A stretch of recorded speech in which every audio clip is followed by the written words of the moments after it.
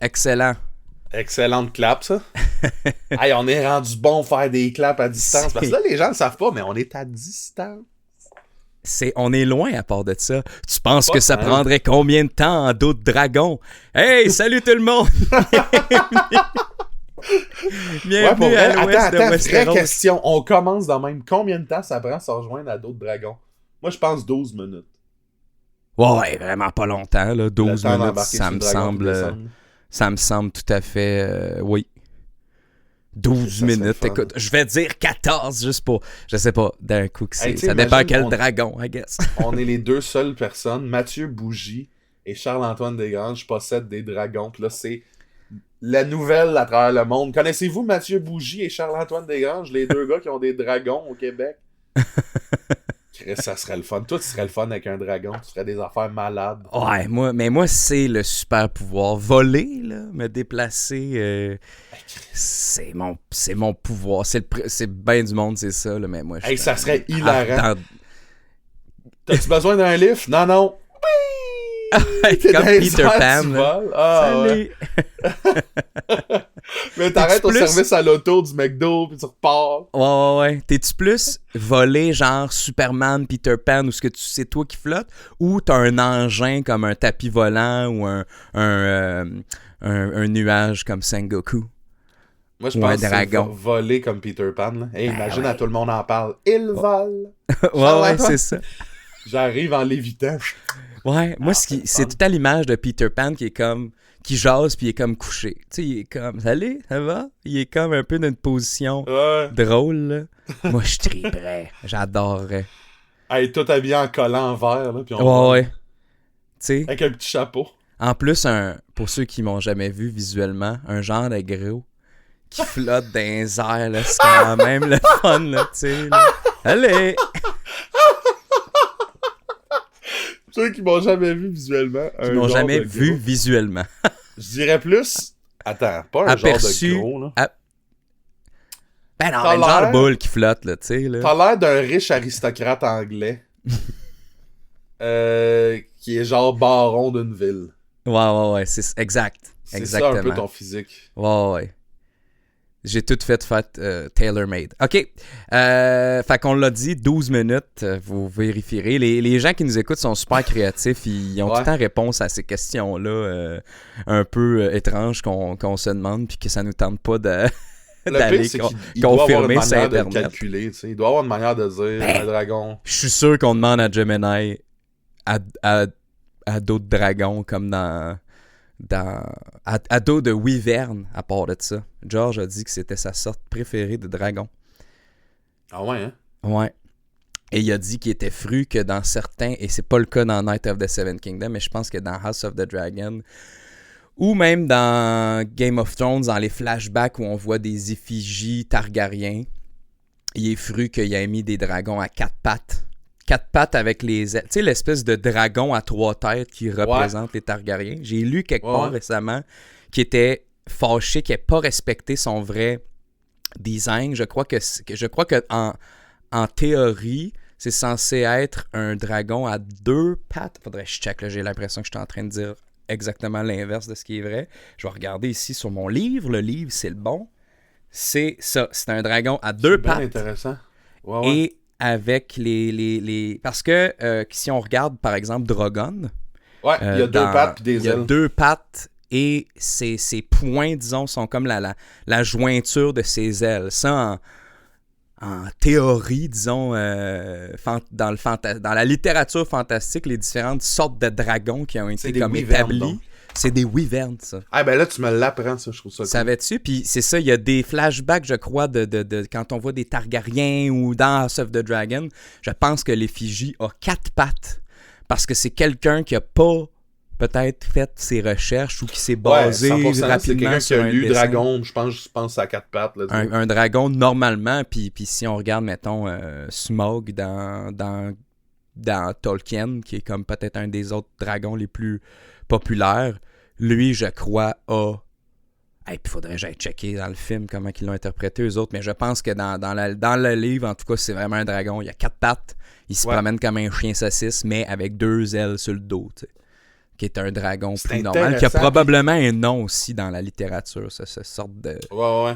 Parce que je me rappelle pas avoir lu, mettons, Fire and Blood ou Game of Thrones en me disant, il parle de wyvern ici. Je me rappelle pas avoir vu le mot wyvern. Fait que... Mais toi, c'était quelque chose que t'étais familier, ça, l'idée d'une wyvern. Moi, à part dans genre Witcher, là, quand tu te Ben bats c'est contre... ça, moi j'étais un grand joueur de Witcher, je savais un peu, de par l'univers fantastique, que des wyverns et des dragons, c'était pas exactement la même chose. Il y avait une différence, fait que je pense que j'aurais allumé si j'avais vu le mot wyvern. Peut-être que dans la traduction, il l'a pas, par exemple. Je serais curieux de voir en anglais. Je pense que c'est vraiment... je me rappelle plus où j'ai lu ça, là, faudrait... on dit ça, faudrait que je retrouve. Tu sais bien, je retrouverai pas, mais je vais de mémoire, là, me semble qu'il avait dit « Ouais, ça me fait chier. » Moi, dans mon histoire, je dis dragon, mais je décris une wyvern, puis garde, c'est de même, parce que je veux pas dire... Il y a pas d'autres sortes de dragons. Moi, dans mon univers, il y a une sorte, puis ils ont 2 pattes. Puis leurs ailes font comme office aussi de pattes. Ouais, c'est sûrement ça, en fait. Ça serait malade de t'inventer tout ce que tu nous dis, tout le temps. Ah, imagine. Ben là, t'es un asti de malade, là. Je pensais le faire des choses. je pensais le faire à la fin, mais quand on parle un peu de ce que les gens nous ont donné comme feedback, mais je vais l'acknowledge là. Il y a quelqu'un dans le dernier commentaire qui a écrit... je ne crois pas que c'est confirmé. J'ai dit quelque chose là, par rapport à... A Song of Ice and Fire, que c'était Daenerys et Jon Snow. Ouais, j'ai comme été trop... Ouais, que le feu représente Daenerys et que la glace représente Jon Snow. J'ai dit c'est confirmé, mais c'était pas confirmé. Là, si on se fie au rêve de Aegon, mettons, c'est beaucoup comme... Vu comme il y a un sauveur et ce sauveur-là sera de feu et de sang, tu sais. C'est ça. En fait, de glace et de feu, tu sais. Puis, si tu regardes ce qu'ils ont fait avec Game of Thrones, tu réalises que, le parfait mélange, c'est Jon Snow, tu sais, Ice, notamment, tu sais, qui est lié au Stark, principalement à cause qu'ils sont dans le nord et la neige, mais aussi parce que l'épée s'appelle Ice. Ils ont un passé très, très impliqué avec les marcheurs blancs, le mur, tu sais, notamment. Puis t'as le feu avec les Targaryens, tu sais, je pense que pour moi c'était clair, mais ça, c'était clair que c'était que Jon Snow. Moi, je pense que oui. Après ça, je pense que peut-être, mais je pense que, mettons, au départ, quand George a inventé ça, il a peut-être pas encore la réponse, lui. Mais je pense que de ce qu'on a eu dans le spectacle, dans le show, on nous donne cette réponse-là qui fait, pour moi, le plus de sens. T'sais. Je fais, ok, oui, l'enfant qui est issu de la glace et du feu. Suivi de près par tous les rêves de Aegon qui a surnommé A Song of Ice and Fire. C'est ça. Parce que ça, c'est intéressant. Dans House of the Dragon, tout ça a comme été rajouté dans le lore qu'il y a cette espèce de prophétie-là. Parce qu'elle est pas dans les livres, tu sais. C'est pas autant mis de l'avant là, que y a ces rêves-là. C'est dit que les Targaryens font des rêves, mais la prophétie A Song of Ice and Fire, c'est vraiment comme implanté à ce moment-là. Fin du podcast. C'est comme ça que ça finit. Non, mais bref, c'était comme juste une parenthèse pour dire, hey, j'ai dit, ça a été confirmé, je sais pas quoi, mais moi aussi, arrêtons sachez tout de suite là, que... On est 2 genres de mecs qui capotent et qui disent les premières choses qui leur passent en tête. Exact. C'est vraiment 2 gars qui se sont dit, hey, moi, ça, je pourrais en parler pendant des heures. Fait qu'on le fait. Ouais, on en parle pendant des heures. J'allais dire, il n'y a pas tant de préparation qui va derrière ça. On trouve juste un sujet, puis on en parle. Puis là, après ça, je me tourne, puis je vois mon esti de grosse encyclopédie à 100$ que je me suis acheté un peu pour ça. Tu sais. C'est ce qui est beau, ce livre-là, par exemple. On vous encourage à vous le procurer. Je l'ai acheté, moi aussi. C'est capable.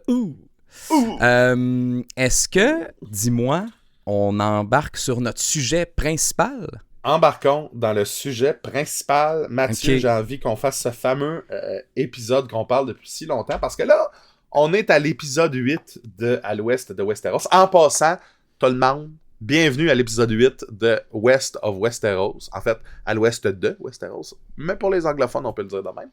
Je me suis dit, épisode 8, pourquoi est-ce qu'on fait pas notre fameux à la défense de la saison 8 ici? Qu'en dis-tu? Je suis parfaitement d'accord avec ça. Très bien! Très, très bien. Donc, on va éplucher. Moi, je nous ai préparé des petites pistes de discussion. Parce que Mathieu et moi, je pense qu'on est un peu dans la même gang, dans le sens que on est d'accord pour dire que la saison 8 n'est pas notre préférée, mais elle n'est pas décalissante comme la majorité des gens sur Internet l'ont dépeint. Je pense qu'elle fait partie de l'œuvre. Et donc, je pense qu'elle mérite qu'on s'y attarde et qu'on l'écoute. Après ça, ce n'est pas notre préféré, on s'entend là-dessus, mais il y a de très bons points dans la saison 8, comme dans toutes les saisons. Il y a des points plus négatifs. Puis on va essayer de se porter à la défense de cette saison finale-là de Game of Thrones. Ouais. Tout en... Puis là, notre but, à Mathieu et moi, c'est pas qu'en commentaire, ça devienne la guerre de « Ouais, mais telle affaire, c'est de la calice de merde ». Je pense que, tu sais, on évolue dans un monde qui est tellement négatif présentement que je pense que ça pourrait être le fun de juste comme... Ben oui. Oui, parler des points négatifs, mais d'essayer de trouver le bon dans ces choses. Oui, puis tu sais, c'est un exercice pour le plaisir parce que je pense qu'on va beaucoup prêcher à la paroisse. Là, chacun, ceci dit, a droit à son opinion. Là, 100%. Vous avez le droit d'écouter le podcast puis d'être tout à fait d'accord, disons, avec les mauvais feedbacks de cette saison-là, mais je pense que ça risque d'être, c'est ça, là, c'est très dans le but d'en discuter parce qu'on s'intéresse. Moi, je m'intéresse beaucoup, vous le savez, là, je pense à la production télévisuelle, à ce qui se passe derrière le décor. Malheureusement, c'est le fun de pouvoir s'évader dans ce truc-là, puis ça fait partie... s'évader dans un show de télé, mettons, mais il y a tout le temps la vraie vie. On le sait, par exemple, avec la pandémie, plus tard, certaines, comme House of the Dragon, ça a été le cas, ont été affectées par des éléments de la vraie vie. Fait que moi, on dirait que tout cet aspect-là aussi est comme venu, là. Je sais pas si t'avais un point que tu voulais commencer. Toi, y en a-tu un que tu voulais aborder avant un autre? Parce que sinon, moi, j'en aurais un. Là, allons-y avec toi, Mathieu. Parce que ce que je disais, c'est ça. Je trouve que, mettons, là où la vraie vie a comme embarqué dans le truc, puis j'ai trouvé ça plate, c'est que, mettons, encore aujourd'hui, on va sur le site IMDb, qui est le Internet Movie Database, qui est comme une source vraiment fiable, là, pour... vous savez probablement c'est quoi, là, mais pour voir c'est quoi le casting des films, quel film est sorti quand. En tout cas, toute l'information à propos d'un film et d'une série, et même des jeux vidéo, tout ce qui est du média audiovisuel, se trouve là-dessus, tu sais, puis tu peux, les utilisateurs de cette plateforme-là, n'importe qui peut aller mettre un 10 sur 10, un 1 sur 10, une note sur 10 aux épisodes, et mettons, les 3 derniers épisodes de la saison 8 de Game of Thrones sont classés 5.5 sur 10, ça c'est l'épisode tout de suite après la longue nuit, la grosse bataille à Winterfell. C'est l'épisode 5.9 The Bells. Non, en fait, c'est l'épisode 4 qui est tout de suite après la longue nuit. Ouais, l'épisode ça, 4 qui est The Last of the Starks. Yeah. Après ça, 5.9, ça, c'est The Bells, qui, moi, est un de mes épisodes. Ouais. Hey, hot take, c'est un de mes épisodes préférés de toute la série. C'est de loin mon épisode préféré de la saison 8. Et je trouve que c'est un des meilleurs climax de télé pour moi. Fait que 5.9, je trouve ça sévère. Et le dernier, c'est 4 sur 10.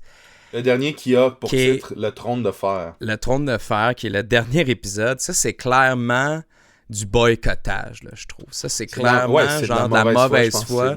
C'est des utilisateurs frustrés qui sont allés mettre que des 1 sur 10. Je pense, à mon humble avis, moi je pense pas que c'est un épisode de 4 sur 10. 4 sur 10, c'est vraiment minable. C'est vraiment des films... Et c'est quoi les autres 4 sur 10? Ça aurait été intéressant que j'en trouve, mais je sais pas ce que t'en penses, mais ça... Ouais, ben tu sais, c'est purement... je comprends cette grogne-là, mais la note, elle a clairement été diminuée parce qu'en plus, il y avait un sentiment de trahison pour ces gens-là. Ouais.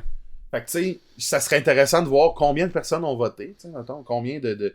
Je sais pas si c'est marqué, là, combien de gens votent. Je peux aller comparer, mettons, un épisode random, puis voir... Parce que je pense que oui, on peut regarder combien peut-être de votes ont été placés, mais c'est clair que ça dépasse le... Bon, tu vois, pour donner une idée, là, la note générale du show au complet, les 74 épisodes, c'est... En fait, il y en a 73, je pense. Parce que ouais, je pense que qu'il y en a là-dedans, 73. il y a le pilote, là, l'épisode 0. Là. Mais bref, de tous les épisodes, la note, c'est 9.2 au total. Ce qui est quand même très bon. C'est encore en 11e position de popularité. 6 ans après, c'est quoi, 2019 que ça a fini, Game of Thrones?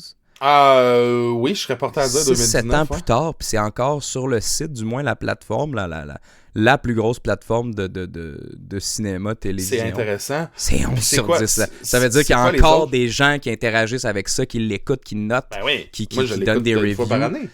Ben oui, c'est ça, moi tout, tu sais. Mais, fait que... je sais pas, moi, Battle of the Bastard, tiens, c'est le premier qui m'apparaît ici, qui est probablement l'épisode le mieux noté. Il y a 300 000 personnes quand même qui ont noté, dont moi. Moi, j'avais mis 10 sur 10. Tu vois, on est biaisé aussi, je veux dire. Est-ce que c'est vraiment un 10 sur 10? C'est un 10 sur 10 après que je l'ai écouté, puis j'ai la il y a 300 000 personnes qui ont voté. T'sais. Moi, je veux savoir combien de personnes ont voté pour le pire épisode 4.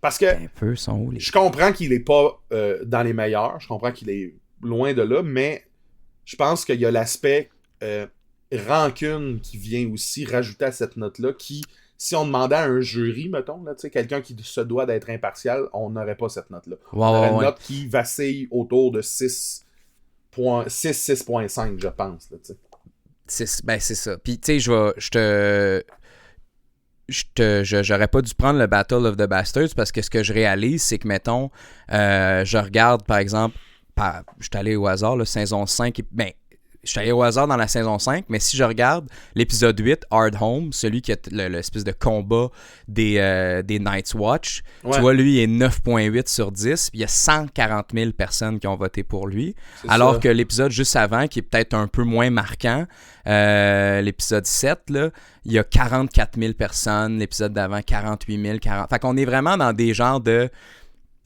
entre 64 000. T'sais, on est entre 40 000 puis 50 000 votes normalement, mais les épisodes très marquants, ils ont comme un spike, ils ont comme un beaucoup plus de gens qui votent pour eux, pour ces épisodes-là. Et là, donc, par exemple, la saison 8, 156 000 personnes, 156 000, 250 000 personnes qui ont voté pour le Long Night. Et donc, 300 000 personnes, le dernier épisode, le 4 sur 10, là. Ouais. Il y a 300 000 personnes. Donc, beaucoup plus de gens. C'est donc votent, la même énergie. Ouais, quand c'est plus polarisant, les gens y vont. Positif ou négatif, exact. Positif ou négatif, puis ça fait partie de la vie. Après ça, est-ce qu'avec le recul, c'est ça où on était plus fâché et en colère? Tu sais, moi, je me rappelle, quand ça sortait, de voir un peu me déjà défendre. Là, ouais, mais attendez, il n'y avait plus les livres, c'est une décision, ça nous appartient pas, c'est une, t'sais. S'il avait pris cette décision-là, ayant les livres, là, tu fais « Ah, ils ont été complètement ailleurs, puis c'est moins bon. » Mais là, reste que c'est à l'aveugle, tu sais.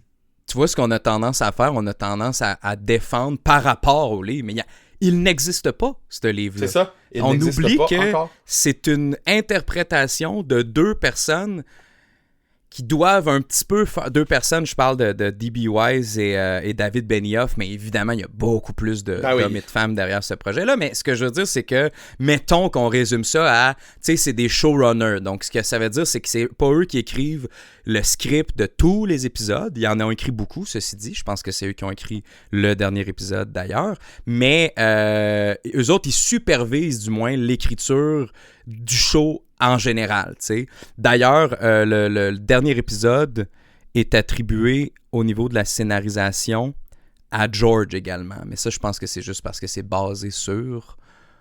Ouais, non, ok, c'est ça. Fait que c'est vraiment juste... C'est David Benioff et D.B. Wise qui l'ont écrit, le dernier épisode. Mais même les épisodes qu'ils n'ont pas écrits, c'est eux qui supervisent. Donc, je résume ça à... C'est eux qui écrivent le show, tu sais. C'est les scripts édits, de tout ça. Ouais, puis est-ce que ils relisent tous les scripts puis ils disent ça marche pas. Ouais.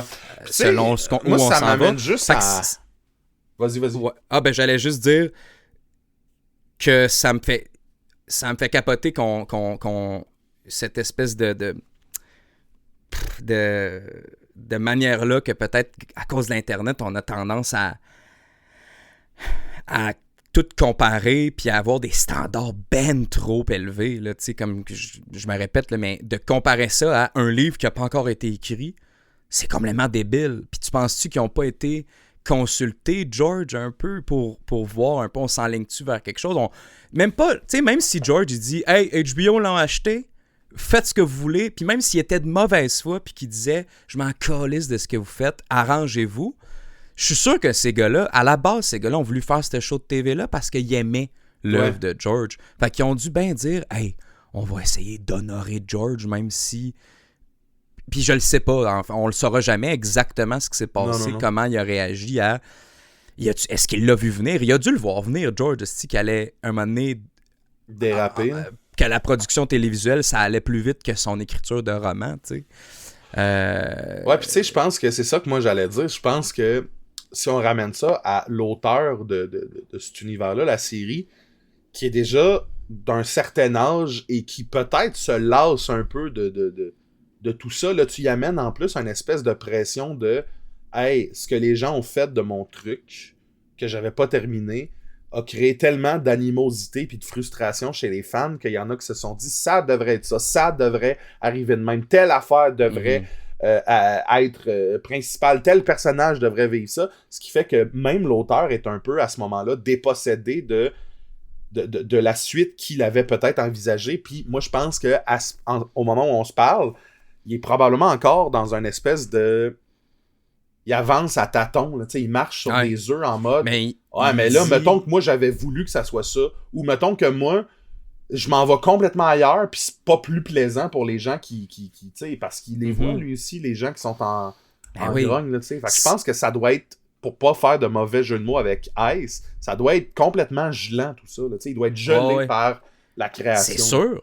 Parce que, tu sais, lui, il adore Peter Dinklage. Ils ont fait des entrevues ensemble, il était full impliqué dans le show, il est encore impliqué dans Night of the Seven Kingdoms. Fait que, clairement, il aime encore cet univers-là. Attends. Je te l'ai dit ça. Peter est encore impliqué? Non, excuse, George. Ce que je veux dire, c'est qu'il a tellement été impliqué dans le produit télévisuel. J'ai un peu dévié, mais ce que j'allais dire, c'est que, mettons, là, il aime beaucoup Peter Dinklage, George. Il trouve que l'interprétation est le fun, il trouve que ça l'est bien approprié. Oui, évidemment, le personnage est un peu différent, on lui a pas arraché le nez, on l'a peut-être rendu un peu plus attachant, mais reste qu'il aime beaucoup cette version-là du personnage. Ça doit être extrêmement dur, puis je me demande si c'est un exercice qui est déjà arrivé, que de là prendre... La version... OK, il faut que j'écrive le 6e livre, là, puis là, il faut comme pas que je pense à Peter Dinklage pendant que j'écris. Nous, tu sais, non, mais avoue, ça doit être tellement dur.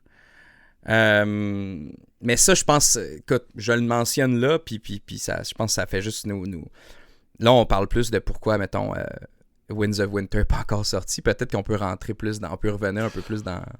Ouais, 100%, mais je pense qu'il y a un lien, là. Je pense qu'il y a un lien avec la colère et là, ouais, mais là, la balle est dans mon camp, vais-je faire mieux? Parce que là, visiblement, cette histoire-là ne m'appartient plus, là. Elle appartient aux gens qui pensent que telle ou telle affaire devrait arriver. Puis, je pense que ce que tu viens de dire, ça ressemble un peu avec... Tu sais, moi, j'ai écouté Game of Thrones avant de le lire et je suggère si par un hasard du calice, quelqu'un nous écoute présentement puis a aucune idée de ce que c'est Game of Thrones, ben, je suggère à cette personne-là de revisiter le temps qu'il accorde à ses passe-temps et de 2, je suggère de lire les livres avant d'écouter la série parce que moi je l'ai dit plusieurs fois, mais ce qui m'a bugué à la lecture, c'est que pour moi maintenant Arya c'était l'actrice, Jon Snow c'était l'acteur, fait que les descriptions dans le livre des fois j'étais comme on dirait que c'est pas ça que j'ai dans ma tête. Moi. Fait que là, pour l'auteur, d'écrire un Tyrion puis de revenir à sa version, ou d'écrire un autre personnage puis de revenir à une version qui était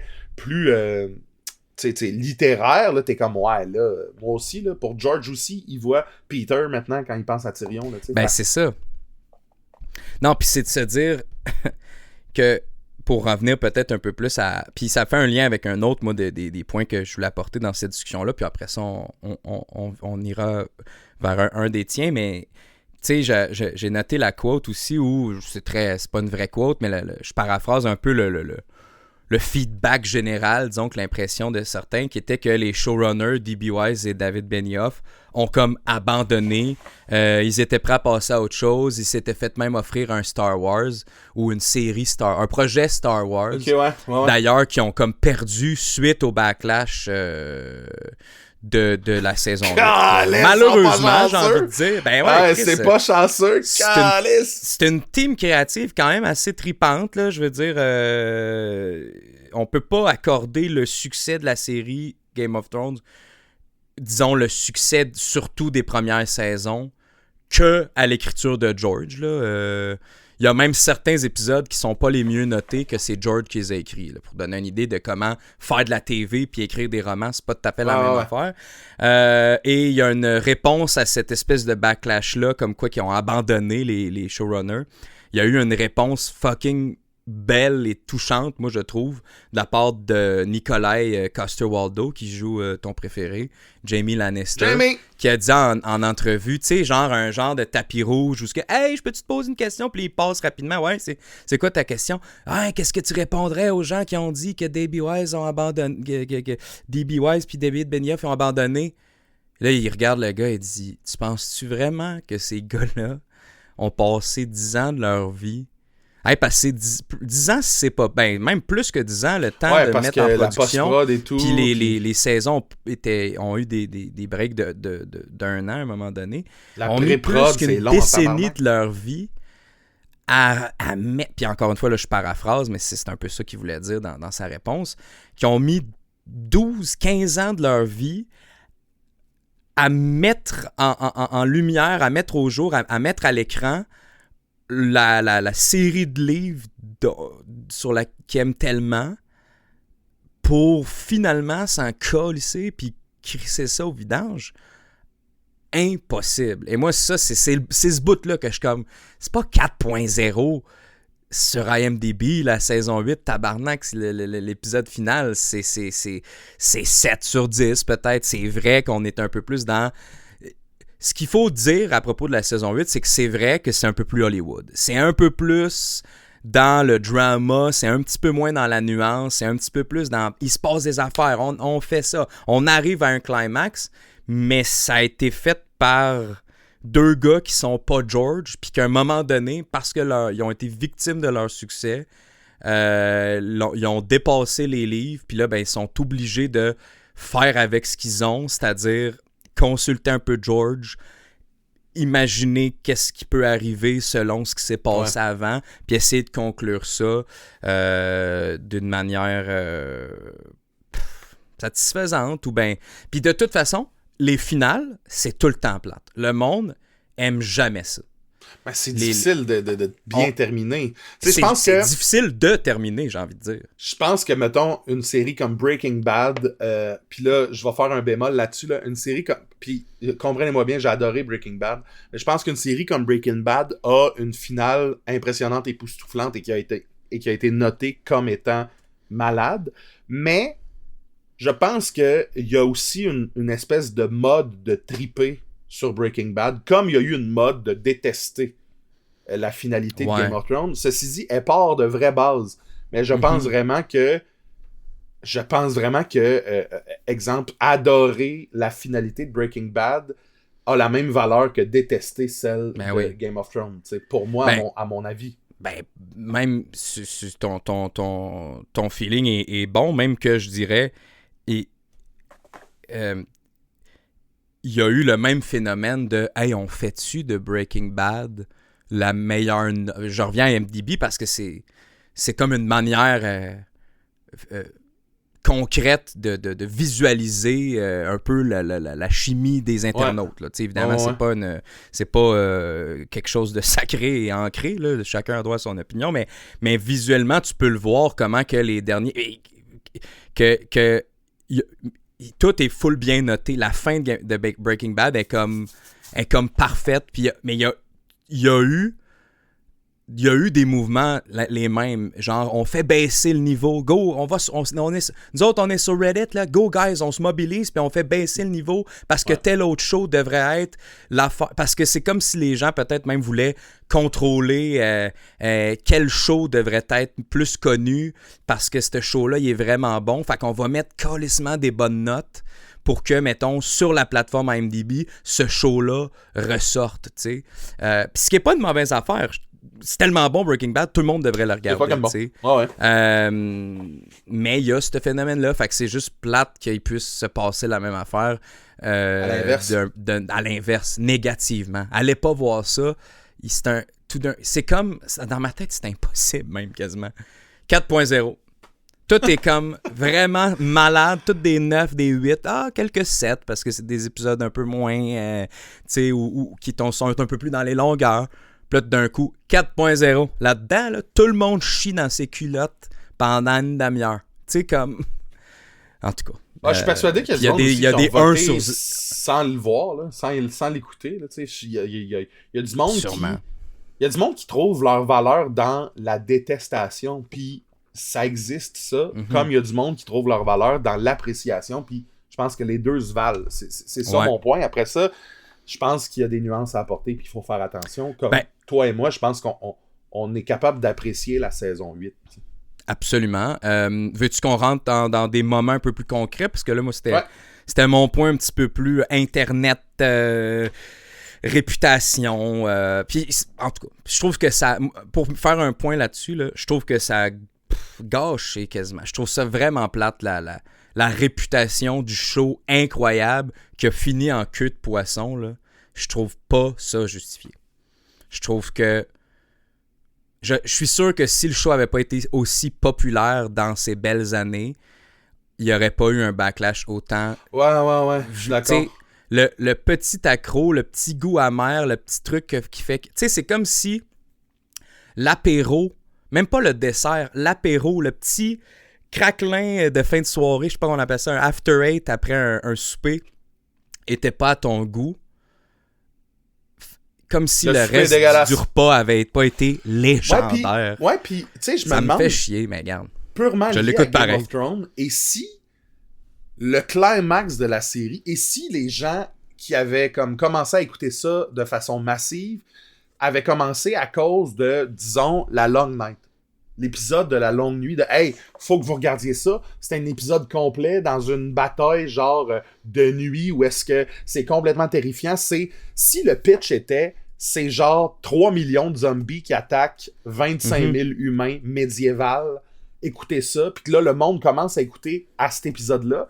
Je serais vraiment curieux de voir les notes que ces gens-là auraient donné à un Red Wedding, à la mort de Joffrey, à des épisodes, mettons, super intéressants qui sont arrivés avant, notamment la Blackwater Bay.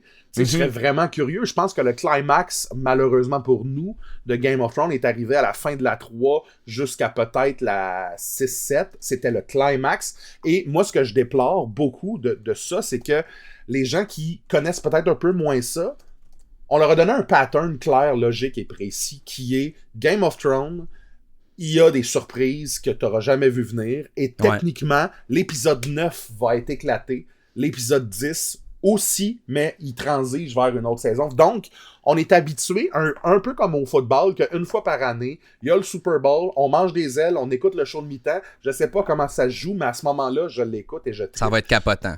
Ça va être capotant. Et là, ce qu'on a fait avec Game of Thrones, puis je le déplore pas, je trouve ça bien, c'est qu'on a dit aux gens qui étaient un peu néophytes de cet univers-là, écoutez la série, à l'épisode 9, il va y avoir un gros moment incroyable, tout le monde va en parler sur tout l'Internet pendant 2 mois après, puis après ça, ben, il va y avoir un épisode transitoire. Fait que, tu sais, moi, mettons, là, j'ai tellement parlé à du monde qui m'ont parlé, mettons, de House of the Dragon en disant, ben oui, mais l'épisode 9, il arrive pas grand-chose de plus. Et oui, mais tabarnak, c'est parce que vous avez été entraîné à ça, mais reste que c'est pas ça, la série télé. C'est pas... ils vont pas...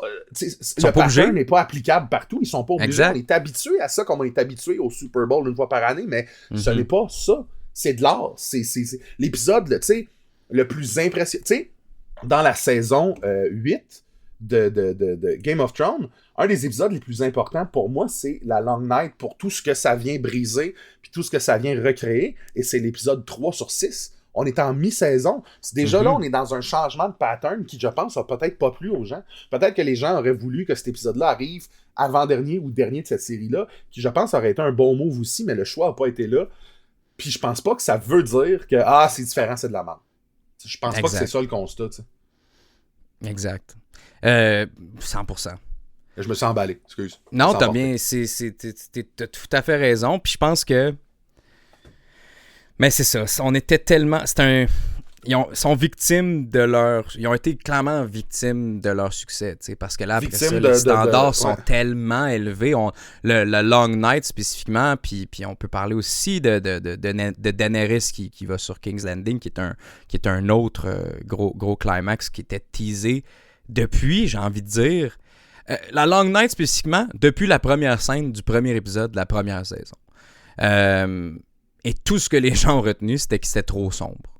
Que visuellement, c'était trop sombre. Qui est un vrai truc gossant, mais je pense...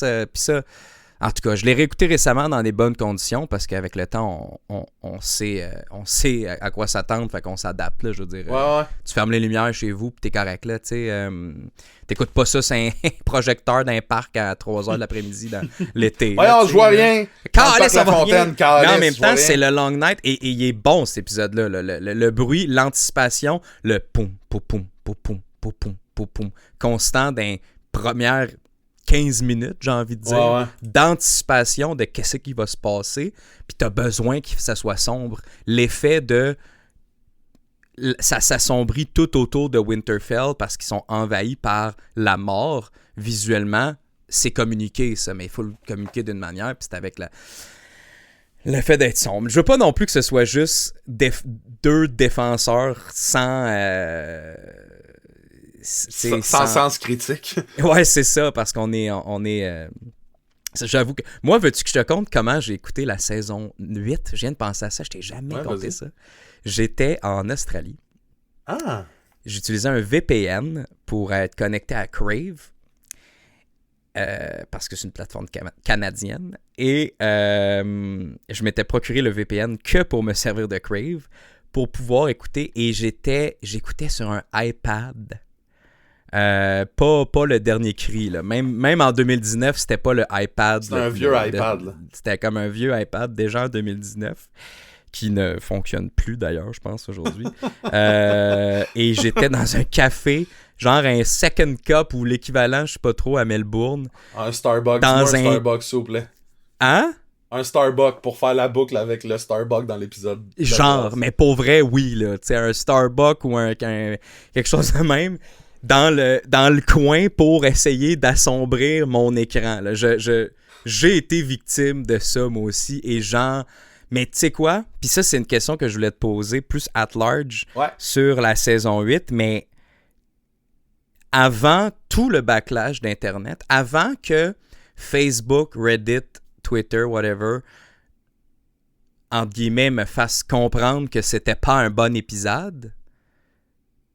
Malgré le fait que je l'écoutais sur un vieux iPad puis je voyais presque rien à certains moments, j'ai adoré l'épisode et j'avais extrêmement hâte d'en parler avec mon ami Xavier qui était en Australie avec moi aussi puis qu'on l'écoutait chacun de notre bord mais qu'on allait se rejoindre pour s'en parler. J'ai aimé ça, j'ai trippé, j'ai fait « laissez demain que ça finit ». Je l'ai pas vu venir à Ria, tout aïe le bout, tout ce que Jon Snow crie après un dragon, je capote.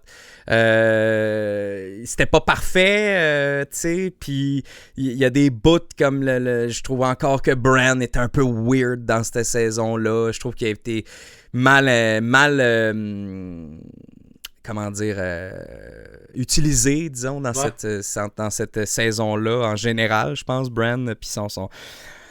T'es un peu tassé, moi, je trouve, Bran, dans cette saison-là. Ça, c'en est un que j'ai vraiment l'impression que dans le livre, on va avoir une meilleure conclusion. J'ai l'impression que Bran, en général, est un meilleur personnage dans les livres. Je sais, tu m'en reparleras, puis ça viendra peut-être plus tard quand j'aurai commencé ma lecture des livres. Mais bref, moi, j'ai adoré. Et c'est seulement... ça m'énerve le bout, tout ce que sur Internet, tu lis, puis après ça, tu fais « OK, c'était pas si bon. » Ouais. J'aurais dû penser, Ouais, moi j'aurais aussi, ça dû m'intéresse. me rendre compte que c'était pas bon. C'est Moi, j'ai- tellement gossant. Je pense que J'ai ça tellement résume d'amis super comme bien. ça, tu sais, je les adore, mais j'ai beaucoup d'amis qui consultent Internet avant de se faire une opinion, tu sais. Puis moi, Ouais. je viens pas de ce monde-là, dans le sens que, à l'époque de Game of Thrones, j'étais très peu sur les réseaux sociaux, comme dans très, Mhm. très, très peu. Après ça, c'est devenu pas mal mon travail, mais à ce moment-là, je l'étais pas, puis encore moins Reddit, encore aujourd'hui, j'y vais pas, tu sais. Fait que, souvent, hey, avez-vous entendu parler, ils vont faire une autre saison de Game of Thrones, puis déjà, ouais, ça a l'air, ça va être mauvais. J'ai vu les commentaires, telle affaire, mauvais. T'es comme, ben, ok, je vais. Souvent, là, dans ma vie personnelle, j'arrive en disant, hey, ça c'est malade. Je me fais dire, non, c'est nul. Pourquoi? Parce que ça, pis ça a été dit sur Internet comme quoi c'était nul. Pis t'es comme, ben oui, mais écoutez-la peut-être avant d'arrêter. Tu sais, je veux dire. 100%. Là, vous faites votre opinion sur. Vous basez sur celle des autres, mais. Je dévie, mais je trouve que ça ressemble à ce genre d'anecdote-là à un moment donné. Je me rappelle encore il y a un ami de mes parents qui est venu visiter, puis Carrie Fisher est décédée.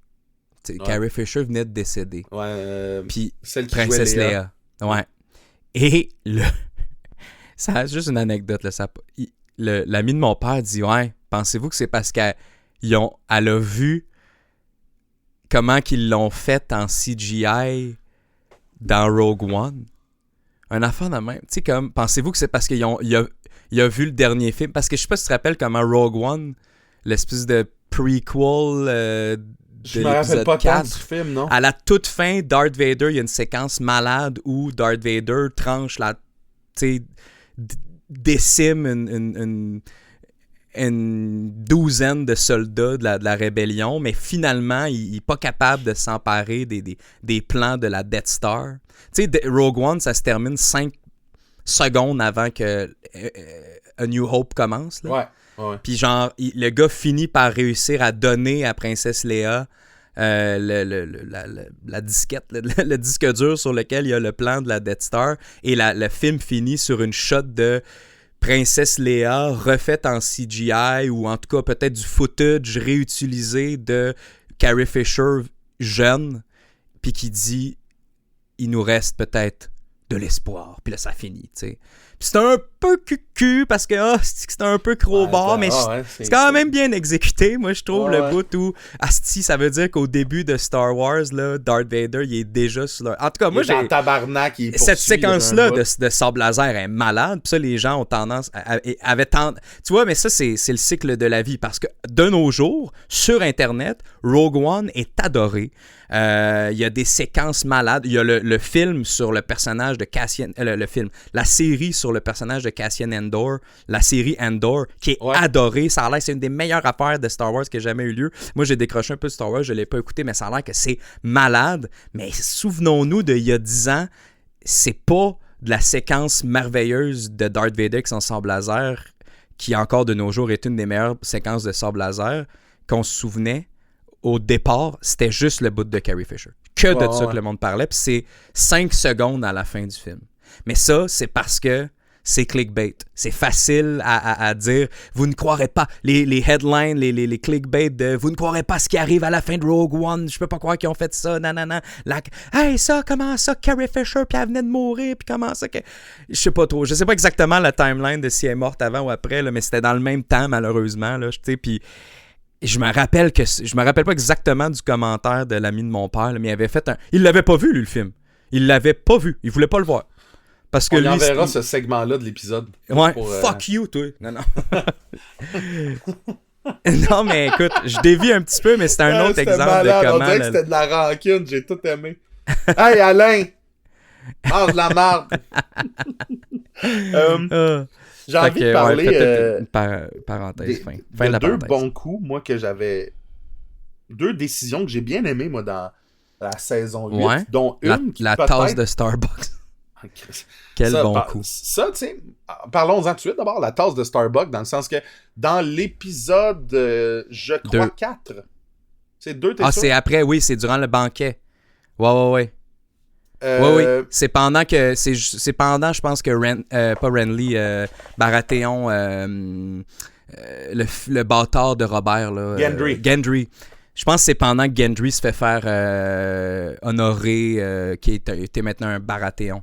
Ouais. On réalise que sur la table devant Daenerys, il y a un verre de Starbucks. Le café. C'est probablement que le craft de la série utilisait un Starbucks pour... il y avait probablement un kiosque Starbucks pour desservir les gens qui voulaient du café. Puis, on tombe sur ce café-là. Puis moi, ce que je déplore, c'est vraiment plus le bout de « Hey, vous avez passé des heures en studio à quel take on prend, quel truc on fait, et que vous ne l'avez pas vu. » Ouais. C'est plus ça. Après ça, très bien, mais comme moi, ça j'ai un bug avec ça, parce que c'est pas dans un souci de bien faire, c'est dans un souci de « Ah, voici un manquement, une erreur qu'on a fait, un manque d'attention. » Mais le reste, pour moi, c'est pas un manque d'attention. C'est une décision qui... Ça se peut faire des erreurs dans des décisions. Ça. C'est que ça rentre pas... C'est pas dans les shows... C'est exact. Mais ça... Premièrement, il y en a tellement de ça, là. Dans l'univers de toute la vie, là, dans l'histoire du cinéma puis de la télé, il y en a... Des montres dans Ben-Hur. Il y en a dans Breaking Bad, il y en a eu dans Ben-Hur. Il y a un avion qui passe dans le ciel alors que c'est censé être des gladiateurs antiquités. Tu sais, il y en a constamment. Après, oui, c'est la même affaire. C'est tout le temps le même constat. Calisse, il n'y a pas juste... C'est pas l'erreur d'une personne. Hein. C'est pas Emilia Clarke qui aurait dû cacher son café en... Oui, là. Elle aurait pu cacher son café en dessous de la table, mais des 100 000 fois qu'elle l'a fait, elle l'a pas fait cette fois-là. Bon. Ouais, puis c'est sûr que quand ils ont pris la take, ils ont fait « Hey, fais juste cacher ton café. » Il aurait pu noter, là, « Hey, telle prise fonctionne la pas. » Prise Parce que c'est sûr qu'ils s'en sont rendus compte. Là, demander quelqu'un a fait « Oh! Voyons! » Il est pas caché, là, il est sur la table devant elle. Là. À la réécoute, moi, évidemment, ça fait qu'une couple de fois, j'écoute la saison 8. À chaque fois, j'essaie de le spotter. Mais ça va vraiment vite. Fait que c'est vraiment au niveau du montage là, qu'il y a eu une erreur. Mais c'est juste plate quand... C'est plate que ça arrive, puis ça fait « Ouais, asti. » Mais ça ne rentre pas dans le discours de « Les showrunners ont abandonné. Ils s'en allaient faire un Star Wars. Il n'y aurait jamais... » Hey, tabarnak, ça va? Ça va-tu? C'est pas ça, là. C'est jamais ça. C'est jamais ça. C'est jamais on l'a vu au montage, on l'a pas enlevé. On s'est dit asti, ouais, mais on s'en va faire un Star Wars. On le fera pas dans Star Wars. Ses cheveux étaient plus beaux sur cette take-là, fait qu'on l'a assumé. On l'a assumé la tasse de Starbucks. Hey. Hey. Puis moi, j'ai un dernier exercice moi, que j'aime faire avec cette affaire-là, puis c'est de me dire OK, mais c'est quoi le positif là-dedans? Parce qu'il n'y en a pas vraiment. Mais moi, le seul positif que je vois là-dedans, OK, mais là, c'est vraiment moi qui fais ça. C'est un long shot, là. C'est un esti de long shot, c'est juste drôle, mais c'est que moi, je monte avec DaVinci Resolve, notamment notre podcast Lancer Compte. OK. Puis je sais que DaVinci, il y en a plein d'autres, là, mais DaVinci est un de ceux qui est utilisé pour faire... Je pense que c'est Stranger Things ils l'ont fait avec ça, ou en tout cas, c'est dans leur marketing que, hey, quand vous utilisez DaVinci, la version pro là, que vous pouvez payer 500$, là, c'est la même qu'ils font d'énormes projets. Dans le sens que cette pièce ce programme de montage-là est utilisé par est comme la fine pointe et elle est accessible à tous. Parce que la version gratuite, elle a à peu près toutes les fonctions, à part certains trucs vraiment, vraiment spécifiques. Ben moi, je suis comme, ben oui. Le seul pas positif que je peux trouver dans la tasse à café, mais moi, j'aime les affaires qui me rappellent, c'est quand même juste une gang de monde comme nous. C'est... Qui si habilement, outre la tasse de café, me font penser que je suis pas dans cet univers-là. Ouais. 100%. Moi, des fois, c'est quasiment plus ce feeling-là. Je comprends. Que j'ai quand je vois ce genre d'anecdote-là. Je fais s'il l'avait pas fait, ça aurait été correct. Mais ça a tellement peu d'impact que moi, c'est la même affaire. Si pour moi, c'est quasiment l'équivalent de hey, Viggo Mortensen, quand il a botté le casque, il s'est fait mal pour vrai. C'est vrai, c'est un gars normal, ça. Ouais. Tu sais, il portait un t-shirt du Canadien, Viggo, là. Ça, c'est la grosse anecdote, là, c'est qu'il portait tout le temps un t-shirt du Canadien en dessous de son armure d'Aragorn. Là. Si on avait vu un petit peu son petit col rouge de Canadien là, dans une séquence de 1 seconde dans Lord of the Rings, j'aurais pas fait, ça y est, ce monde d'elfes n'existe pas. Je décroche. je les déteste. Peter Jackson ça a abandonné. Ça pour comprendre que c'était pas vrai. Le bout où c'était assis dans un goudzo avec du popcorn. J'ai envie de te parler de 2 moments que moi j'ai appréciés dans la saison 8. Commençons avec celui qui est peut-être le plus unanime, mais la finalité des... J'en ai déjà parlé, la finalité des frères Clegane. La finalité de Sandor qui... depuis minute 1 dans Game of Thrones, a une espèce d'animosité envers son frère, parce que c'est à cause de lui, notamment, qu'il s'est fait brûler la moitié du visage, et qu'il a, à l'épisode de 5, je crois, Bells, va le combattre, Grégor, qui est rendu une espèce de gros zombie dans les escaliers. Je trouve que c'est une scène magnifique, incroyable. Puis tu vois que dans cette scène-là, il y a une beauté dans le... Ça fait des années qu'il fomente cette finalité-là, ce gars-là. Et sa seule façon de la réussir, c'est de se tuer avec son frère.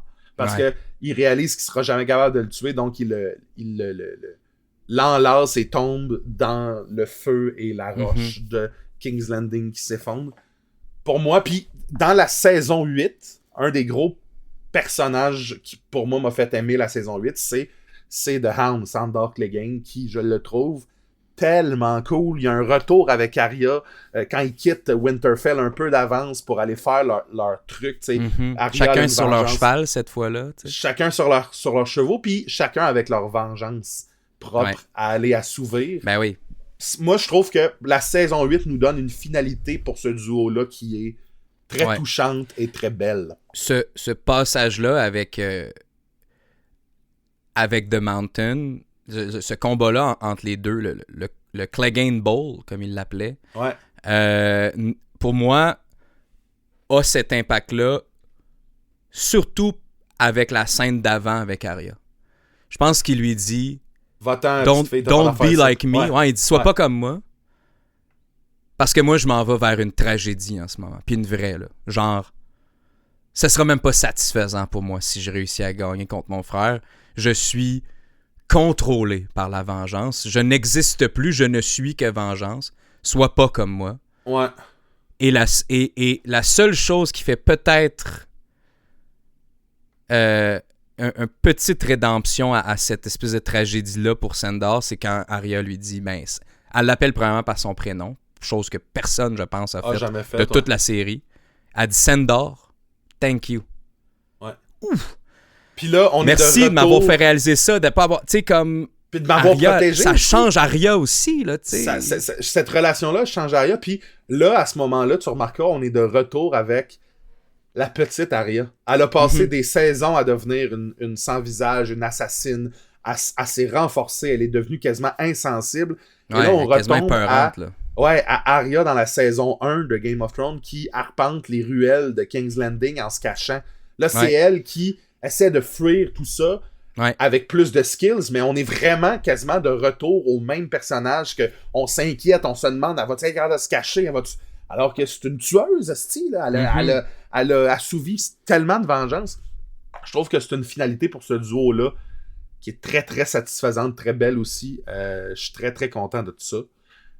Après ça, je voulais parler aussi de... T'en parles, puis j'ai plein de moments. J'ai le goût qu'on fasse une petite mitraillette de plein de moments cool. OK.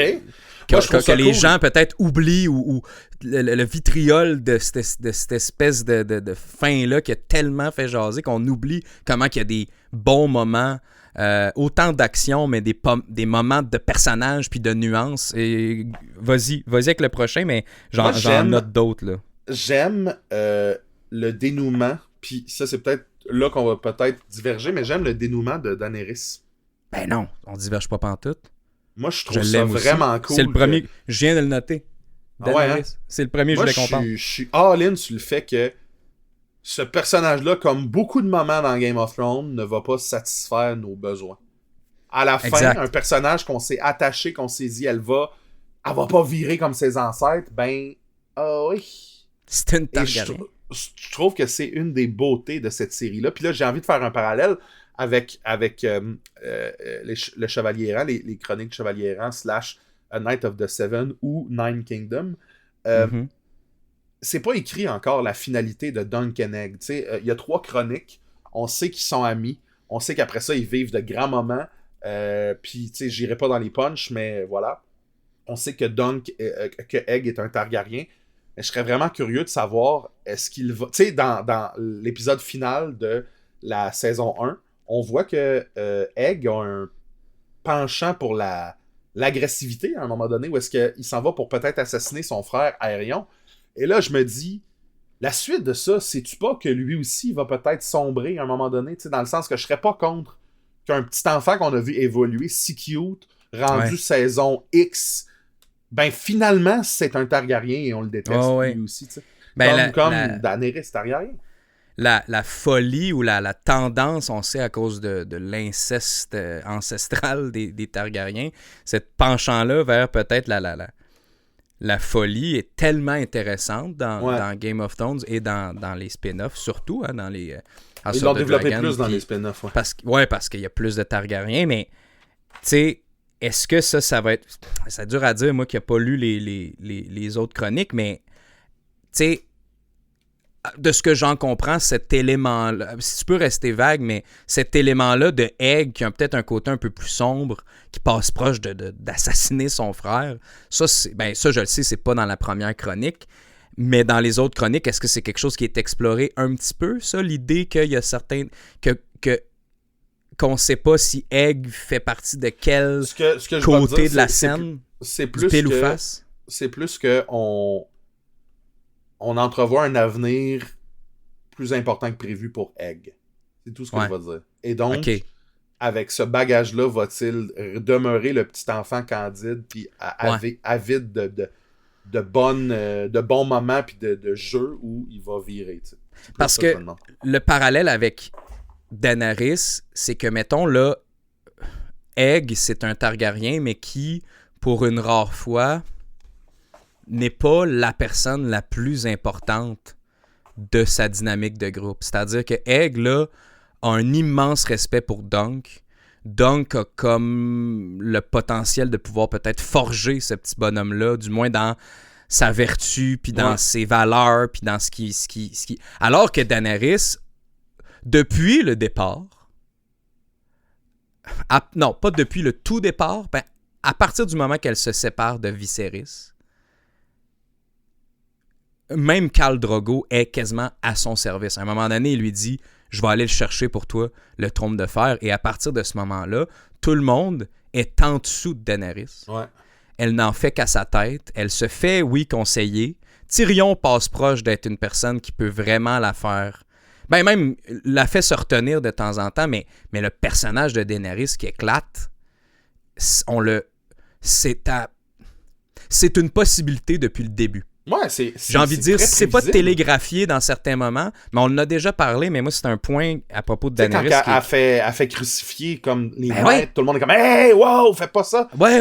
Elle n'est que vengeance. Elle n'est que vengeance depuis c'est facile d'oublier la cruauté qui a été démontrée quand cette cruauté-là, c'est contre des esclavagistes hyper cruels. Ouais. Mais là, quand on nuance le tout, elle garde cette couleur-là. Là. Exact. Quand elle prend ses dragons puis qu'elle va faire juste avant le Battle of the Bastards, ça c'est la très bonne scène où Daenerys est de retour à Meereen et a fait brûler les bateaux. Et là, il y a comme un display, il y a une démonstration. On parle beaucoup du Battle of the Bastards dans l'épisode Battle of the Bastards, et avec raison, mais cette scène-là, pour moi, elle est marquante aussi. Moi, quand je réécoute la série, ça fait partie de mes moments où j'ai les yeux grands ouverts, où je fais « Attends une minute, là, c'est intense en tabarnak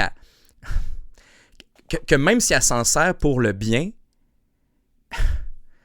j'ai pas envie de dire la bombe atomique, là, c'est trop facile de tomber là-dedans, mais quand tu utilises des pouvoirs aussi brutaux et puissants contre les esclavagistes de Astapor et de anciennement Slavers Bay, c'est facile de trouver ça malade, mais ça reste calissement objectivement épeurant. Là. Tu sais, dans le sens, c'est la quantité de morts qu'elle produit est intense, même si c'est tous des gens au service c'est dans la de la cruauté. Tu sais. Fait que là, la nuance est pas grande entre... C'est-tu si différent ce qu'elle a fait à King's Landing à la fin que ce qu'elle a fait une couple de fois auparavant? C'est ça, 100%. C'est ça qui est malade. C'est ça, là, tu peux... Et c'est correct aussi de se dire, ouais, mais ça, les gars, c'est parce que vous l'avez réécouté puis vous vous en rendez compte. Ben, parfait! Ça montre que c'est un produit, puis une série, puis une histoire compacte et nuancée et pleine de twists, puis de... Non, le fait que Daenerys vire méchante, ça, je serais persuadé que c'était le plan à George depuis le début, ça. Moi, Moi aussi. Évidemment, on n'est pas là dans une discussion. Dans la saison 1 ou dans la saison 2, ou peut-être même 3, là, c'est flou, mais il y a une scène où est-ce que Daenerys est dans un de ses rêves ou dans une hallucination, puis elle voit... c'est la saison 2. Elle voit King's Landing enneigé, là, le donjon rouge, entre guillemets, je vais dire enneigé, mais ça peut être aussi des cendres. À ce moment-là, on pense que c'est de la neige, ça, mais visiblement, c'est des cendres. Cette scène-là, elle est quasiment copiée-collée avec la finalité, tu sais. Fait que je pense qu'il y a peut-être des gens qui se sont fâchés de ne pas avoir compris ça. Ben, de pas s'en être rappelé, puis ça, c'est correct, c'est la vie, puis c'est le fait que c'est un show de télé qu'on consomme le dimanche, puis qu'on retourne dans nos affaires après.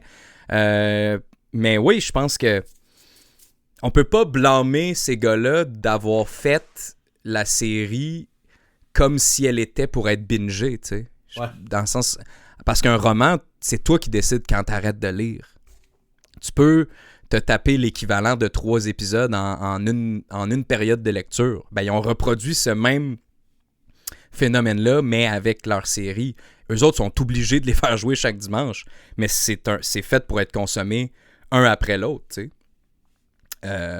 Puis ça, tu peux pas les blâmer de pas avoir fait ça, parce que c'est vrai qu'à la réécoute, cet exemple-là est super bon de faire avec du recul. On parlait de Shutter Island l'autre jour, qui est un film qui est quasiment, qui est pas juste bon, mais qui passe d'un genre de B à un A+. À la réécoute. J'exagère peut-être, là. Mais une fois que tu l'as réécouté. Ouais. Je pense que c'est la même chose pour Daenerys. J'ai tripé là-dessus. Moi, ça me fait faire un lien avec un autre truc que je viens de noter. Ouais. Qui est un autre truc que moi j'ai entendu je me rappelle avoir vu des posts critiquant ce moment-là, et pourtant moi j'ai adoré tout le build-up de la Golden Company. Ouais. Calisse que c'est bon. L'espèce de général un peu beau gosse, là, un genre de Jamie 2.0. Un genre de Jamie, exact, qui là débarque, puis oh shit, ça va se passer, man. Les soldats du Nord sont pas prêts, et là, seconde écart, Daenerys passe avec Drogon, puis les éclabousse de lave. Tabarnak, c'est malade. Ouais. Arrête. Moi aussi, j'ai trouvé ça cool. Pensiez-vous que ça allait être un autre Battle of the Bastards? Ben non, tabarnak. Elle a un dragon. Elle a le plus gros dragon. Non, c'est pas vrai. C'est le seul, là, mais elle a un asti de gros dragon. Ouais. Tu sais... C'est malade. En fait, moi aussi, j'ai trouvé ça cool. Ça reste un des plus gros dragons qu'on a vu à date, là, même dans House of the Dragon. Dans le lore, dans les livres, mettons, de Game of Thrones, pour nous qui écoutent la série, la Golden Company arrive à ce moment-là. Elle est un peu... Il y en a beaucoup qui la découvrent là, de « Ah, ok, c'est une... C'est genre des mercenaires. » C'est des mercenaires, ouais, tu peux les engager. Mais la réalité, c'est que dans les livres de Game of Thrones, les compagnies comme ça de mercenaires qui viennent de Essos sont mentionnées dès le début. Là. On comprend que, tu sais, techniquement, je pense que c'est des mercenaires qui coupent la main de Jaime. C'est pas Locke, le gars des Bolton. C'est quelqu'un engagé. D'ailleurs, il y a une barre de couleur. Peut-être que je me trompe, ça fait un bout que j'ai lu, mais tout ça pour dire que les compagnies de mercenaires, comme la Golden Company, sont présentes dès le début. On sait que ça existe. On comprend vraiment beaucoup c'est quoi leur manière de faire. Donc, pour moi, à ce moment-là, dans la série, de constater que, elle est là, ça fait quelques reprises que Cersei en parle, et là, on la voit, puis en c'est 1.4 nommé par secondes... Tywin une couple de fois aussi, tu sais, je veux dire, c'est la première fois qu'on la voit, mais elle est mentionnée comme une genre de force potentielle dont quelqu'un peut s'emparer. Je pense... Puis d'ailleurs, Stannis et Davos, ça fait partie de leur plan. Je pense pas que c'est la Golden Company, mais font un peu l'équivalent quand ils vont à Braavos. Tu sais, la notion que tu peux faire changer le paysage politique grâce à des armées étrangères, c'est une notion qui existe depuis longtemps dans le show. Tu sais. Fait que ce build-up-là, il est le fun quand il arrive, mais ça... La démonstration de à quel point vous êtes foutus, puis Cersei est dans le déni. Même quand elle tranche la tête de Missandei, puis que ça déclenche toute cette folie-là chez Daenerys, qui est comme la goutte d'eau d'un vase extrêmement rempli depuis longtemps. Elle est dans un genre de déni, mais elle ne comprend pas comment qu'elle est foutue depuis longtemps. Je pense que c'est quelqu'un qui réalise que sa seule arme à ce moment-là, c'est de... Elle va mourir, elle va se faire mal, donc faisons le plus mal possible avant de partir. T'sais, je pense que il y a beaucoup de monde qui réagissent comme ça, notamment dans le sport. Là. Ils vont nous battre, mais faites-leur payer cette défaite-là, cette victoire-là. T'sais. Je pense que c'est comme ça qu'elle le voit Cersei, mais pour moi, c'est à la limite un bon gag de faire « Ah ouais, hein? Ben, écoutez comme il faut, parce que depuis le début, on parle des dragons comme étant l'affaire la plus puissante. C'est pas... 10 000 gars qui viennent d'un autre continent, qui sont un peu beaux parce qu'ils ont de l'argent, parce que leur job, c'est de faire ça. Puis là, ils sont un peu coqués, qui vont arrêter ça. Ils vont se faire massacrer par un dragon, piétiner par les hommes du Nord, puis après ça, ben, ça changera rien à tout ça, parce que c'est clairement un payback de « Vous êtes pas venu nous aider, vous vous êtes acheté une armée, ben, tabarnak. On va vous le faire payer en hostie. » Puis c'est ça, cet épisode-là. Moi, je comprends qu'il y en a plusieurs qui étaient comme « On n'a pas vu d'éléphant, nanana. » Ouais. Mais il y a comme ce gag-là là, qui est comme un genre de quatrième mur. Là, t'sais. Faut comprendre aussi que, tu sais, pour eux autres, dans ce moment-là, trimballer des éléphants, ça doit pas être la chose la plus simple sur des bacs. Tu sais, c'est compliqué tout ça. Là. C'est une compagnie c'est exactement ça qu'il dit. Ouais, c'est ça, dit, exact. Cersei a dit, je pensais que vous alliez venir avec des éléphants. Ils voyagent pas très bien en bateau. C'est beau, c'est correct. C'est un genre de clin d'œil au fait qu'ils puissent pas faire ce qu'on sait qu'ils font dans le livre. Il aurait pu nous faire des éléphants. Si on fait des dragons, il aurait pu nous faire des éléphants, là. Puis, dans Q, les éléphants auraient été brûlés, puis ils auraient détalé. Ben ouais, 100%. C'est fin d'histoire. En tout cas. Oh, oui. Ça fait un lien, parce que, ultimement, ça représente bien que, ultimement, il n'y avait pas vraiment une question de Daenerys, elle gagnerait-tu contre Cersei. C'est plus, si tu...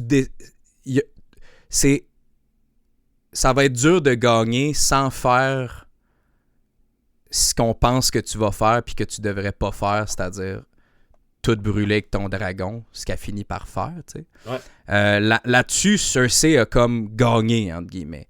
Parce que Cersei, en tranchant la tête de Missandei, veut prouver le point que, hey, c'est pas la sauveuse que vous pensez, cette femme-là. C'est juste une calice de folle de Targaryen. C'est une autre folle, ouais. Puis c'est exactement ça qui arrive, tu sais. Et ça, et on le voit avec la démonstration la plus facile de ça, c'est avec la Golden Company. Mais ça fait un lien avec un autre point intéressant que tu me parlais avant qu'on commence d'enregistrer, qui est la finalité pour un de nos personnages préférés à nous deux.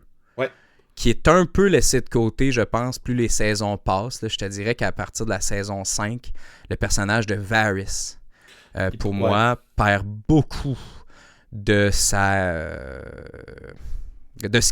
qualité, de ce qui fait pour moi un de mes personnages favoris de la série, qui est un des derniers d'ailleurs, parce que ça, on fait la défense de la saison 8. Je peux dire quelque chose de général par rapport à la saison 8 pour montrer qu'on n'est pas si vendu que ça non plus. On a notre liste de nos personnages favoris. Ça, je pense que ça va être un épisode bientôt qu'on va faire. Et moi, dans ma liste de mes personnages favoris, outre quelques-uns dans mes mentions honorables, tous mes personnages favoris ne sont plus là à partir de la saison 7. Okay. À part peut-être Varys. Puis pour moi, Varys compte pas vraiment dans la saison 8. Sauf au début de l'épisode 8, saison 2, épisode 2 de la saison 8, le passage où il écrit une petite note à propos que Jon Snow est le véritable roi des 7 royaumes. Ouais. Et il y a une espèce de bout où on pense qu'il y a peut-être... En tout cas, parlons de la fin de Varys. Je vais te parler d'un élément intéressant. Toi, qu'est-ce que tu en as pensé? Puis c'est quoi ta relation avec ce personnage-là? Ben, c'est que j'ai l'impression que si on décide... Varys, sa finalité, c'est qu'il trahit Daenerys. Apprenant ça, Daenerys, malgré l'amour qu'elle y porte, décide de faire justice puis de s'en tenir à ce qu'elle a décidé, de le brûler, donc. Et Varys est comme dans l'acceptation de tout ça, de « Ouais, je t'ai trahi, mais je pense que c'est Jon, a.k.a. Aegon, qui est le vrai roi. » Et il accepte sa finalité avec un peu de peur, mais beaucoup de grandeur. Je pense, pour ma part, que Varys, dans la série, là, je te parle, a peut-être arrêté d'être... Et peut-être mort, mettons, métaphoriquement, à la séparation de Littlefinger. Je pense que c'est un personnage qui vient typiquement balancer Littlefinger. On a l'impression que c'est deux personnages qui gravitent autour du pouvoir et qui ont chacun leur histoire et que chacun est un peu le yin et le yang. Tu ne sais pas quelles sont leurs motivations, puis plus ça avance, plus c'est réaliste que, ok, il y en a un qui est plus droite que l'autre, mais les deux ont peut-être les mêmes outils. Au départ, Varys, tu l'haïs, là. Tu l'haïs pas, mais je pense que tu te doutes de quelque chose. Puis moi, un de mes plus gros brags à vie, c'est que je me rappelle dans la saison 1... C'est tout un statement, ça. Ok, un de mes plus gros brags dans Game of Thrones, c'est que il y a une discussion entre Varys et Littlefinger autour du trône de fer. Il me semble que Varys, il a un livre dans les mains, puis là, il parle de pouvoir, il parle de trône, il parle de... Et cette discussion-là, j'étais comme, cette discussion-là va être une des plus importantes, une des plus rapportées. C'est trop fort, ce dialogue-là. Puis je pense qu'encore aujourd'hui, c'est considéré comme un des meilleurs dialogues qui veut un peu nous tracer la destinée de ces deux personnages-là. Puis moi, j'aime beaucoup Varys, j'aimais beaucoup Littlefinger. Je pense qu'ensemble, dans un pouvoir contenu, ils étaient super importants. Et là, un coup que le pouvoir est rendu clairement aux mains des Lannister, avec leur Qyburn, l'utilité que Pycelle avait aussi, qui était plus comme l'agent d'un genre de Tywin puis d'une Cersei à un moment donné. Je pense que ces personnages-là perdent un peu de valeur. C'est pour ça qu'on a l'histoire nous amène avec un Varys qui retourne à Essos pour guider Daenerys et un Littlefinger qui, lui, retourne vers le nord pour essayer de faire ses magouilles avec notamment Sansa Stark. Mon point, c'est que moi, je pense que depuis le début, un Varys, c'était clair ses intentions. Tu sais, Varys faisait partie de ceux qui avaient caché les jumeaux, là, Viserys, je sais pas si ce sont des jumeaux, je me rappelle plus, Viserys puis Daenerys à Essos. C'est lui qui était l'agent de communication entre le continent Essos et le continent Westeros de par Illyrio, Maître Illyrio, qui était l'espèce de gars avec une barbe qui agit en tant que hôte. Le gars qui présente les Dothraki à 100%, Viserys. Ouais, exact. Fait que tu sais, Varys, depuis ce moment-là, a une allégeance. Ce qu'il faut comprendre, c'est que il y a un autre, dans les livres, il y a un autre Targaryen aussi, qui pense être légitime, qui est pas un de ces deux-là, qui lui aussi vit à Essos. Fait que je pense que dans la série, tu sais, si Varys, dans le livre, décide quand même de prendre pour Daenerys no matter what, puis je me souviens plus qui est le plus légitime, tu sais, mais tout ça pour dire que je pense que dans la série... Qui est le plus légitime de... Entre le Targaryen que je viens de te dire, qui apparaît pas dans la série, et Daenerys, mais mon point, c'est que Varys, dans la série, ils ont décidé de le rendre intransigeant. Chose qui, pour moi, c'est pas ce qu'on m'a donné comme personnage. On m'a donné quelqu'un de quand même assez vengeur dans son énergie. Il cherche un équilibre. Lui, il veut que le royaume aille bien, mais il assouvit quand même des petites vengeances, puis il règle des petits conflits, notamment avec l'espèce de magicien qui fait venir dans une cage. Tu sais. Fait que le fait qu'ils prennent 100% pour la lignée et non pour la fille qui protège depuis jour 1, moi j'ai un bug à ce moment-là. Je pense que Varys t'aimes pas ça, toi, qui soit du bord de Jon Snow? J'aime moins ça. Moi, j'aime moins ça parce que... Moi, c'est le bout que j'aime, moi. C'est peut-être parce que j'aime Jon Snow, mais je pense que l'acteur aussi l'a dit, là, puis ça, c'est sûr que ça m'influence. Il était très déçu. Je pense pas que c'est dans la ligne de son personnage, puis je suis quand même d'accord. Moi, je pense que Varys, intelligent comme il est, aurait dû savoir que le pouvoir n'intéressait pas du tout Jon Snow. Ok, ouais, je comprends. Puis Dans que- ce sens-là, je comprends. Parce que là, Ok, ce qui se passe, c'est que t'as un bug avec le fait qu'ils se disent, lui, là, il a pas le choix. C'est un dans c'est personnage son devoir. gaspillé rendu là. Parce que à la fin, il apprend ça.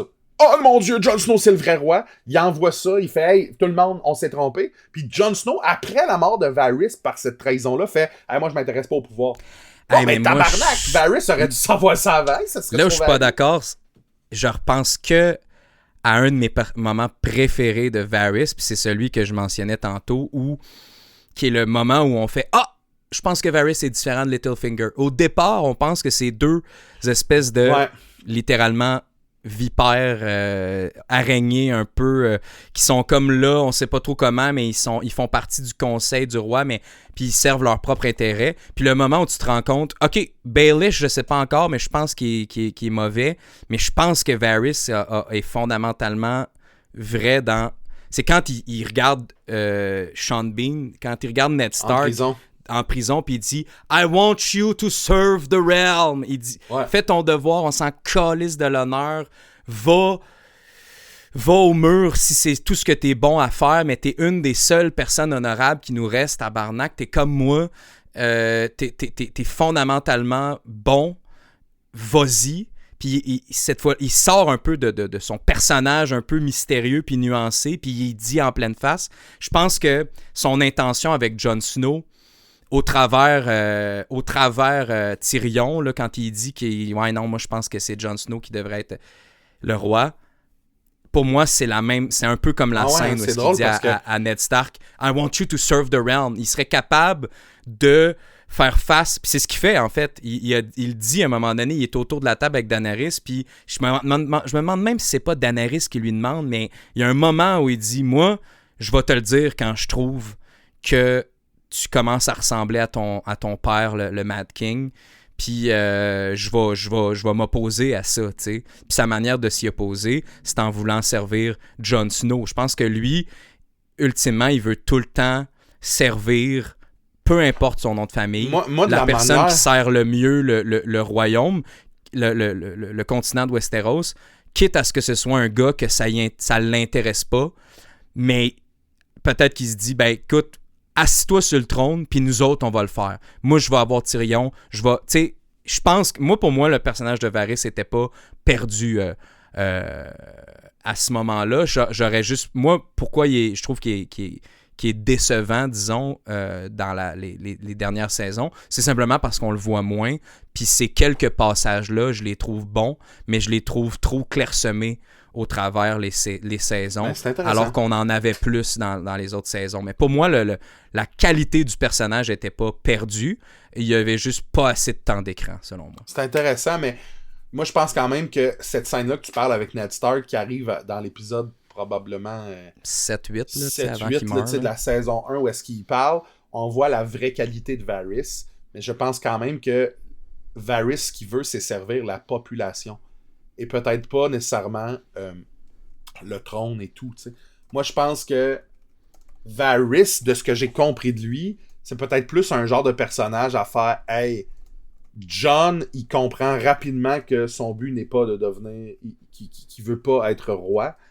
Il comprend que Jon se met derrière Daenerys. Je pense que Varys aurait peut-être fait « Hey, le peuple a besoin d'une pause, style-là. Mhm. Fait que mettons-nous tous Mais- derrière quelqu'un, puis poussons cette personne-là, même si peut-être, au final, si on vient d'apprendre que c'était Jon Snow. T'sais, moi, je pense que pour servir le royaume à ce moment-là, mets-toi derrière la personne qui va les rallier, tout le monde, puis essayer de kicker out Cersei. T'sais, moi, je pense vraiment que Varys, son but ultime, c'est pas de servir la bonne lignée Targaryen, mais bien de défendre le peuple. Moi, c'est comme ça que je le vois. Depuis le début, Varys. Alors que Ouais. Littlefinger a plus une ambition personnelle. T'sais. Parce que je pense Ben, que Varys, dans son histoire, il nous apprend à plusieurs moments qu'il fait partie de ce peuple-là, qui a vécu parmi les pauvres. Fait que j'ai l'impression que c'est dans la ligne de son personnage de pas vouloir tant que ça se mêler aux grands discours et aux grandes familles. Il a la chance d'être mais proche pourquoi d'eux est-ce autres. qu'il resterait fidèle à Daenerys quand clairement est en train de prendre la tournure qu'elle finit par prendre? Il a raison, ultimement. Ouais, il a raison, mais à ce moment-là, je te rappelle qu'elle a pas encore brûlé King's Landing. Elle est en mode Asti, là, je m'en vais vous aider, on va libérer King's Landing. À ce moment-là, son discours, c'est nous allons libérer King's Landing d'une Cersei. Ce qui fait virer Daenerys, c'est la trahison de Varys, la mort de Missandei et la mort de 2 de ses dragons. C'est tout ça qui fait virer Daenerys. Et ça arrive après Varys. Mais en tout cas, moi, à part, mettons, que le personnage a une faute à ce moment-là, de virer d'allégeance peut-être trop rapidement ou de se faire prendre. En tout cas, pour moi, le personnage est pas... mais tu sais, moi, je te le répète, moi, on peut s'en parler longtemps. Mon cheval de bataille, c'est les mots du comédien qui joue Varys. Il a été très, très affecté par cette finalité-là. Je pense que rendu là, au même titre que les showrunners, il faisait partie de ce show-là. Je pense que personne ne connaissait mieux ce personnage-là que son interprète à ce moment-là. C'est vrai. Je me rallie derrière ce gars-là. Est-ce que je penserais la même chose s'il était vraiment content? Je le sais pas, mais je pense que ses arguments ont illuminé ont illuminé mon argumentaire à moi. C'est intéressant. Je peux pas m'en... Je suis d'accord avec toi, ultimement. Là, c'est vrai, ça d'ailleurs, c'est un clip qui a été quand même assez viral. Sa réaction à la lecture, le table texte, read, il crisse son texte. Là. Ouais. Les tensions étaient au rendez-vous. Étaient au rendez-vous. Après, ouais, c'est intéressant. J'avoue qu'on est là puis on défend beaucoup le truc avec raison. Dites-nous ce que vous en pensez, vous autres, les gens qui nous écoutent. Ouais. Principalement Varys, mais de tout ce qu'on a parlé aussi. Ben oui, 100%. Clairement, on est biaisé. Je pense pas qu'on s'en cache. On a un désir d'aimer ça. On a un désir de garder le truc en vie puis satisfaisant. Puis c'est plate de réécouter le show. Moi, je veux juste pas réécouter ça en me disant « les dernières saisons vont mais elles sont tellement différentes, ça vient avec. Rapidement, c'est clair qu'on aurait pu... Tu vois, on visait un épisode un peu plus court, un peu comme la semaine passée, puis on est déjà à 1h20, 1h25. Mais rapidement, j'avais pris 2 petites notes. Je trouve que la qualité... visuellement de l'épisode de Bells est tripante. Autant que l'épisode de Long Night était peut-être un peu trop sombre, autant que là, la clarté... Le show a jamais été aussi beau, je trouve, que dans l'épisode 8 de Bells. Le budget est là. Le mix entre les écrans verts et les vrais props puis les vrais immeubles, les vrais lieux de tournage est malade. La séquence, tu sais, la panique qu'on a pendant qu'on est avec Arya au niveau du sol puis que tout tombe puis que à tout moment tu peux mourir. La qualité des effets gore, des mains tranchées des Lannister, le bout de Jon Snow qui se demande je suis de quel bord, moi, qu'est-ce qui se passe? La cruauté qui change de camp. Pourquoi je suis de ce camp-là tout d'un coup alors que j'ai jamais été ce gars-là? Tout ça, comme je dis, est amélioré, disons, par la qualité des combats puis des effets de combat. Le fait que pendant, on l'a déjà nommé ça dans d'autres épisodes, mais le fait que une fois que Daenerys décide qu'elle va brûler puis qu'elle penche du côté de la vengeance pure, on ne la revoit jamais. Jusqu'à l'épisode 6. Ouais. Jusqu'à l'épisode suivant où le dragon bat des ailes. Puis là, on a une scène très fasciste. Là. Ouais. Mais le fait que dans l'épisode 5, on la voit... Moi, je trouve que l'idée est malade là, de faire... En ce moment, Daenerys, c'est un dragon et c'est rien d'autre. Raison, la notion ils vont faire sonner les cloches...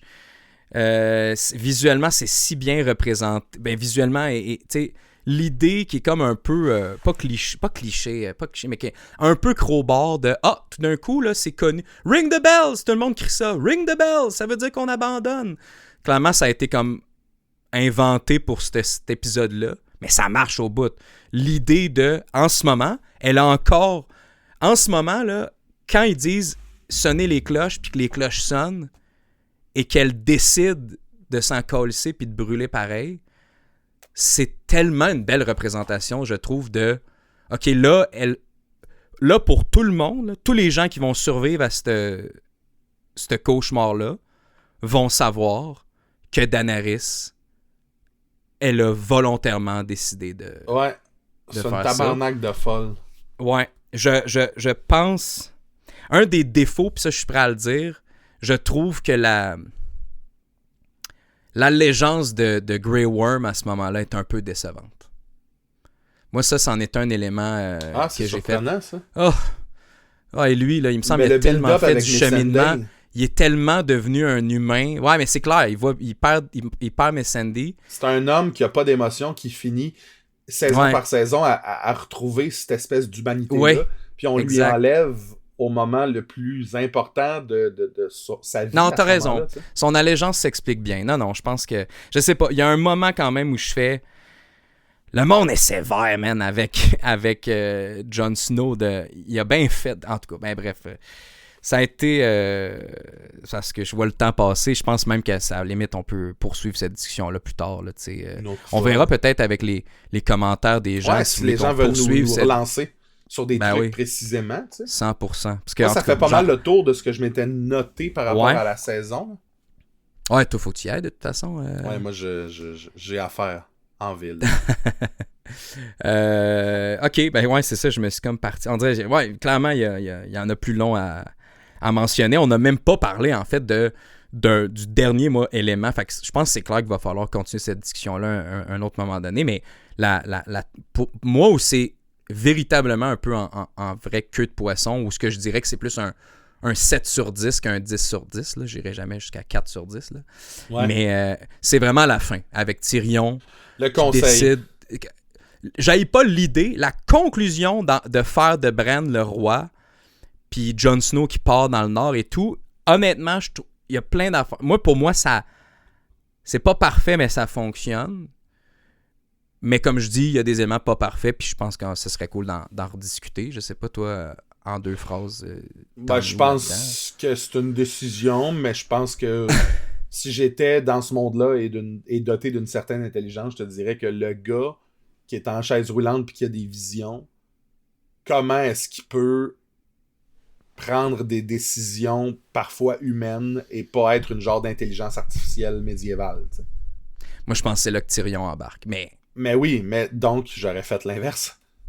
J'aurais mis un Tyrion sur le trône, j'aurais mis un advisor qui a la réponse mais je pense que ça marche dans l'univers de Game of Thrones, puis ça c'est établi dès le départ que, tu sais, quand Robert vient chercher Ned, puis à la limite, il dit « Sois le roi à ma place », tu sais. Ouais, mais je pense que c'est purement Robert. Parce que je pense qu'il y a des rois qui ont siégé puis qui ont... tu vois, on peut en reparler longtemps, mais moi je pense que Bran, je pense que ça sert à ça, la scène où Bran dit « Ok, c'est beau », genre, il rentre dans le conseil, il prend les tu sais, what's up, qu'est-ce qui se passe avec le royaume, ok, ouais, good. Mais pourquoi parfait. Quelqu'un qui sait tout aurait besoin de conseils, tu sais? Parce que lui, il repart chercher, tu sais, Drogon, puis dans ses visions, puis plus de... Je pense que c'est une banque d'informations, puis il va pouvoir leur en dire beaucoup. Ah ouais. Mais je sais pas, dans le sens qu'il pourrait... J'aurais fait l'inverse. En effet, il pourrait faire partie... Whisper, ce gars-là. Tu sais, je l'aurais mis le savoir du royaume, j'aurais mis quelqu'un qui a... J'aurais préféré... Puis encore là, tu vois... ça va un peu contredire ce que j'ai dit, ça m'appartient pas, cette série-là. Puis je suis d'accord avec ce qui a été fait. Mais moi, si j'étais à la décision, j'aurais mis quelqu'un qui est plus humain, là. Ben, tu sais, Breaking Bad, j'aurais peut-être fait que ça finisse d'une autre manière, mais je suis bien content de comment ça finit aussi, tu sais, fait que... Non, mais je pense même, à la limite, ça peut être juste bon pour notre podcast, parce qu'on peut finir en disant « Hey, ça serait quoi, vous, votre... ça aurait été quoi? Vous êtes à la place de Tyrion, ou en tout cas, vous pouvez décider qui va être le prochain roi et le prochain conseil. Vous mettez qui?